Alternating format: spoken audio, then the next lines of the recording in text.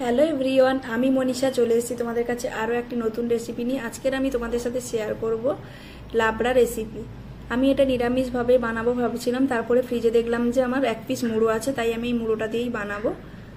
আর সাথে 2 পিস মাছ ছিল, ওটাও ফ্রাই করে নিলাম। আমি কিন্তু ওই তরকারিটার মধ্যে মাছ দেবো না, শুধু মুড়োটা দিয়েই বানাবো। দেখো আমি মাছটাকে ভালো করে ফ্রাই করে তুলে নিয়েছি এবং ওই কড়াইয়ের মধ্যে আমি দিয়ে দেব 1 চামচ মতো 5 ফোড়ন।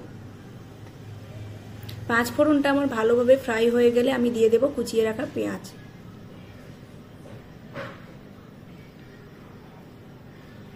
পেঁয়াজটা আমার 1 থেকে 2 মিনিট ফ্রাই হয়ে গেলে আমি এটার মধ্যে দিয়ে দেব 1 চামচ, ছোট চামচের 1 চামচ আদা রসুন পেস্ট।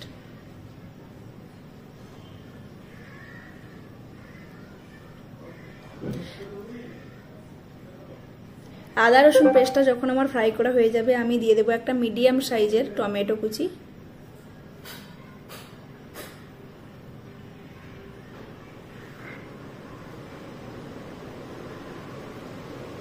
টমেটোটা গলে গেলে আমি এর মধ্যে দিয়ে দেবো ড্রাই স্পাইসেস একে একে, হলুদ গুঁড়ো, লঙ্কা গুঁড়ো, জিরে গুঁড়ো আর লাস্টে দিয়ে দেবো ধনে গুঁড়ো।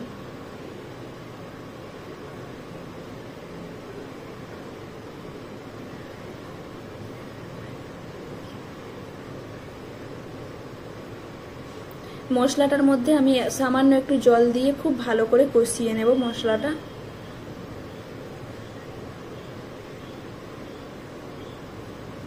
মশলাটা যখন আমার কষানো হয়ে যাবে, তেল ছেড়ে আসবে, তখন আমি দিয়ে দেব এখানে কেটে রাখা পুঁই শাক, নরম ডাঁটা সমেত দিয়ে দেব কুমড়ো, বেগুন, আলু, এখানে আছে 2-1টা পটল আর বটবটি কড়াই।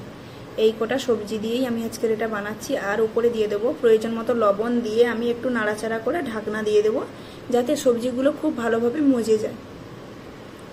আমার এই রান্নাটার মধ্যে আর কিছুই করার নেই। এবারে আমি শুধু কি করব না, এই রান্নাটা ধিমে আঁচে বানাবো, খুব বেশি গ্যাসের ফ্লেমটা দেবো না, কোনো জলও অ্যাড করব না, সম্পূর্ণ ঢাকা চাপা দিয়ে আমি রান্নাটা বানাবো। দেখো আমি ঢাকনা দিয়ে দিয়েছি, আবারও 5 মিনিট পরে এসে যাতে নাড়িয়ে দিচ্ছি যাতে নিচে তলায় লেগে না যায়।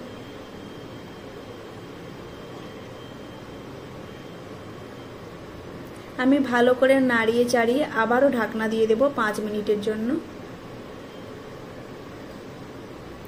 এই রান্নাটার মধ্যে দেখো আমি এই যে একটা মুড়ো দিয়ে দিলাম, মুড়োটা দিয়ে আমি আবারও ঢাকনা দিয়ে দিলাম।